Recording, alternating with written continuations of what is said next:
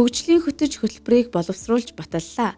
Аймгийн засаг даргын 2016-аас 2020 онд хэрэгжүүлэх хөгжлийн хөтөч хөтөлбөрийг аймгийн иргэдийн төлөөлөгчдийн хурлын 2016 оны 9-р сарын 19-ний өдрийн хуралдаанаар баталсан.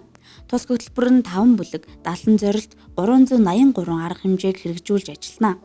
Хөгжлийн хөтөч хөтөлбөрийн зорилго нь ард иргэдээ орон нутагтаа элбэг хангалуун, аз жаргалтай, эрх чөлөөтэй, эрдэм боловсралтай, урам зоригтой ажиллаж, амьдрах нөхцөл бүрдүүлсэн аймаг болон хөгжүүлж, засгийн газрын үйл ажиллагааны хөтөлбөр, аймгийн иргэдийн төлөөлөгчдийн хурлын бодлого шийдвэрийг хэрэгжүүлж, хүний төлөө эдийн засгийг цогцлоож, хөгжлийн төлөө зөв бодлого барьж ажиллахад оршиж байна.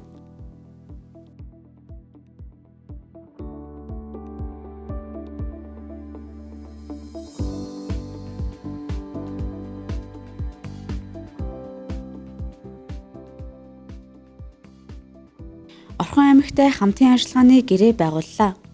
Манай аймаг Орхон аймагтай хамтын ажиллагааны гэрээ байгуулах ёслолын ажиллагааг зохион байгууллаа. Үйл ажиллагаанд 2 аймгийн удирдлагууд, засаг даргын тамгын газрын дарга, хэлтэц агентлагийн төлөөлөгчид оролцсон. Гэрээг боловсруулах ажлын хэсэг Орхон аймагтай хил залгаа сумдын иргэдтэй уулзан зайлшгүй шийдвэрлэх шаардлагатай тулгамдж буй асуудлууд, санал хүсэлтийг нь сонссон. Иргэдээс гарсан хүсэлтийг ажил хэрэг болгон шийдвэрлэхээр гэрээнд тусгалаа. Энэхүү гэрээг байгуулснаар бид 2 аймгийн иргэдийн ая тухтай, эрүүл аюулгүй орчинд ажиллаж, амьдрах нөхцөлийг бүрдүүлэн улс орон нутгийнхаа хөгжилд хувь нэмрээ оруулахад нь дэмжин ажиллах эрх зүйн орчныг бүрдүүлж байна.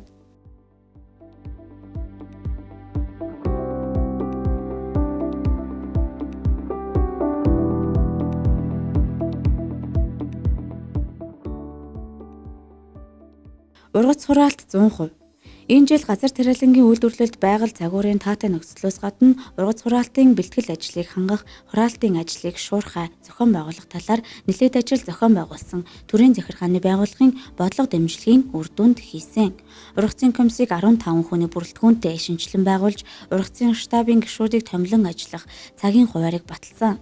Ургац хураалтын ажлын бэлтгэлийг хангаж, хураалтын ажлыг шуурхай зохион байгуулах тухай хүнс хөдөө аж ахуйн хөнгөн үйлдвэрийн сайдын тэг 1 тоот болон аймгийн засаг даргын тэг 3 тоот албан даалгавар гаргаж хэрэгжүүлэн ажилласан.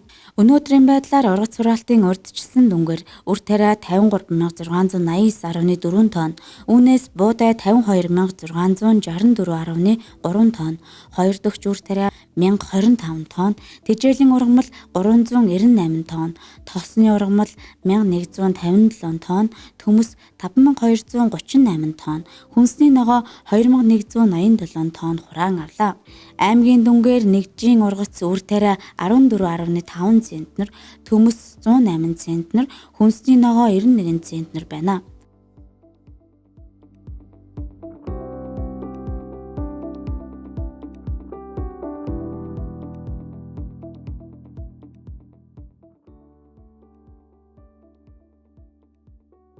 Бүгд найрамдах Чех улсаас Монгол улсад суугаа бүрэн эрхэт элчин сайд худалдааны зөвлөх ноён Владислав Хурак, Чехийн эдийн засгийн танхимын Чех Монголын зөвлөлийн дарга Жаргал сайхан нарыг аймгийн засаг дарга хүлээн авч уулзлаа. Уулзалтын үеэр Чех улсын талаас хөдөө аж ахуй, мал аж ахуй болон аялал жуулчлалын салбарт манай аймагтай хамтран ажиллах олон боломжууд байгаа талаар хэллээ. Мөн хамтын ажиллагааг бат бэх хөргөжүүлж, хөдөө аж ахуй, байгаль орчны салбарт төслүүд зөөчилж, хөрөнгө оруулалтыг оруулах хүсэлтэй байгаагаа илэрхийлсэн. Уулзалтын төгсгөлд Чехийн эдийн засгийн танхим манай аймагтай санамж бичиг байгуулан хамтран ажиллахаар төлөвлөлөө.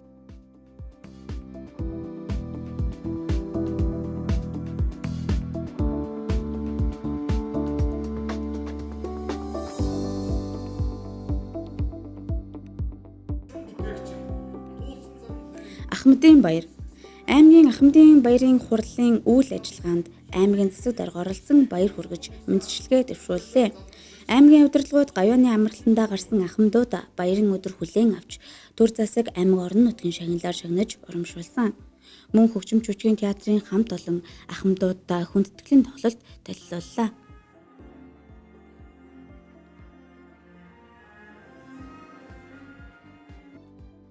Олон улсын ахмадын баярыг аймгийн хэмжээнд тэмдэглэн өнгөрүүлэх ажлын хүрээнд Булган сумын ахмад наснуудад хүндэтгэл үзүүлэн ахмад наснуудаа эрүүл агаарт идэвхтэй хөдөлгөөнөөр дэмжин хөдөлгөөний хомсдлоос урьдчилан сэргийлэх зорилгоор Бурхан багшийн энергийн цэцэрлэгт хүрээлэнд эрүүл амьдрал идэвхтэй хөдөлгөөн явган аяллыг амжилттай зохион байгууллаа.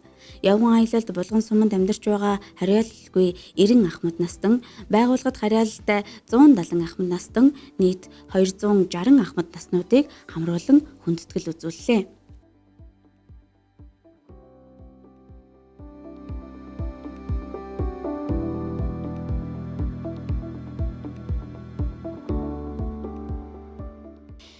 Кинотеатрын засварыг хүлээн авлаа.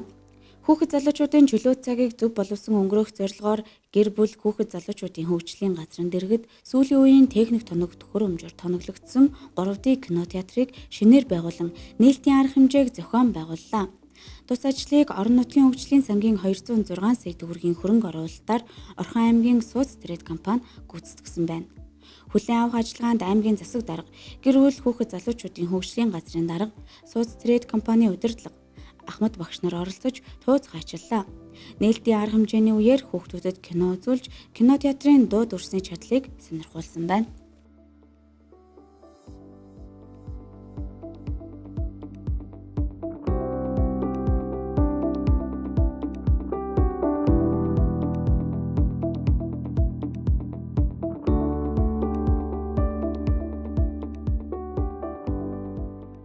Нийтийг хамарсан ажил зохион байгууллаа. Монгол Улсын засаг захиргаа нутаг дэвсгэрийн нэгж түүний удирдлагын тухай, байгаль орчныг хамгаалах тухай, хог хаягдлын тухай хуулиудын хүрээнд 2016 оны 9-р сарын 13-ны өдрийн А-дроо 396 дугаар аймгийн засаг даргын захирамжаар нийтийг хамарсан ажил зохион байгууллаа. 2016 оны 9-р сарын 16-ны өдөр нийтийг хамарсан ажлыг зохион байгуулж, цэвэрлэгээний ажлыг 95%-ийг дуусгасан байна.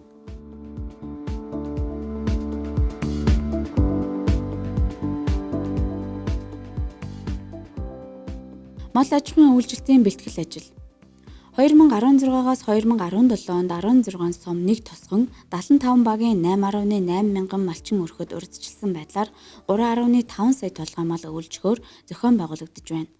Хадлан 110.9%-аар үйлдвэрийн тижээлийн 22.7%-ийг, гар тижээлийн 90.3%-ийг, давс хучрын 54%-ийг бэлтгэсэн.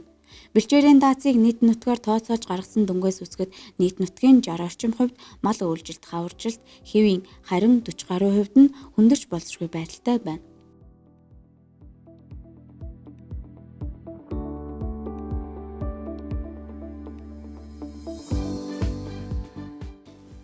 Нийтийн аж ахуйн салбарын 85 жил. Монгол улсад нийтийн аж ахуй салбар үүсч хөгжсөний 85 жилийн ой тохиож байна. Ой арга хэмжээг болгон байж төрийн өмчөд хувьцаат компани нийтийн аж ахуйн үйлчлэгээний салбарын хамт олныг хамруулан зохион байгууллаа. Баярын үйл ажиллагаанд аймгийн засаг дарга Бат Зориг, аймгийн засаг даргын орлогч бөгөөд болгон байж төрийн өмчөд хувьцаат компани төлөөлөн удирдах зөвлөлийн дарга Бат Үлзий, үе үеийн ахмадууд, нийтийн аж ахуйн үйлчлэгээний салбарын ажилчид, албаагчид оролцлоо. Баярын энэ өдөр хамт олноо манлайлан ажилласан албаагчдыг салбарын болон аймгийн шагналаар шагнаж урамшууллаа.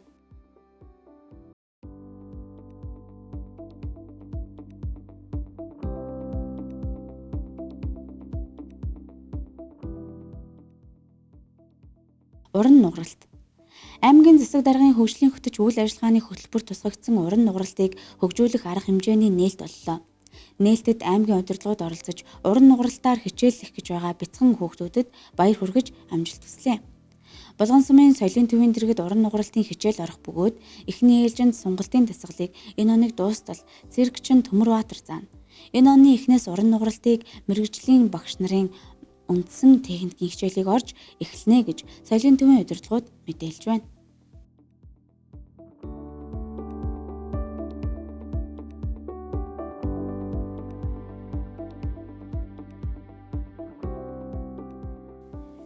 Шүүх байгууллагын 80 жил. Манай аймагт шүүх байгууллага үүсч хөгжсөний түүхт 80 жилийн ой болж өндөрлөө. Ойн баярт аймгийн засаг дарга оролцсон баяр хүргэж мэндчилгээ дэвшүүллээ.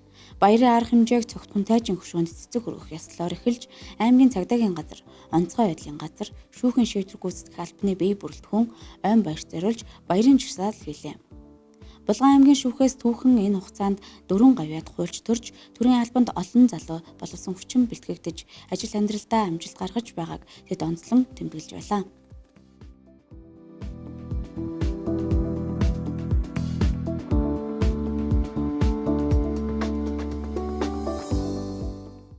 Барилгын салбарын 90 жил. Монгол улсад барилгын салбар үүсч хөгжсөний түүхт 90 жилийн энэ онд тохиож улс даяараа тэмдэглэн өнгөрүүлж байгаа билээ. Манай аймагт тус айн баярыг тохиолдолон 9-р сарын 21-ний өдөр цогтхон тайжин хөшөөнд цэцэг өргөх яслын ажиллагааг зохион байгуулж, аймгийн удирдлагууд оролцож хүндэтгэл үзүүллээ. Үйл ажиллагаа баярын хурлаар үргэлжилж түүхэн хөгжилд үнэтэй хувь нэмрээ оруулсан эрхмүүдийг салбарын болон аймгийн шагналаар шагнан урамшууллаа.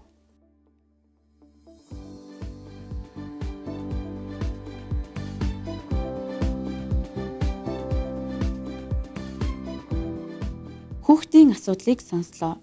3 дугаар улирлын хүүхдийн асуудлыг сонсох өдөр үйл ажиллагааг зохион байгууллаа. Тус өдөр аймгийн засаг дарга, аймгийн засаг даргын орлогч, холбогдох хэлтцээгийн дэлхийн дарга нар оролцож, ирээдүйн эзэд болсон хүүхэд багчуудын дуу хоолойг сонссон байна. Энэ өдөр хүүхдүүд өөрсдөө тулгардаг эдгээр бэрхшээлүүдийг нэрлэж, боломжтой бол шийдвэрлэж өгөхийг аймгийн удирдлагуудаас хүссэн юм.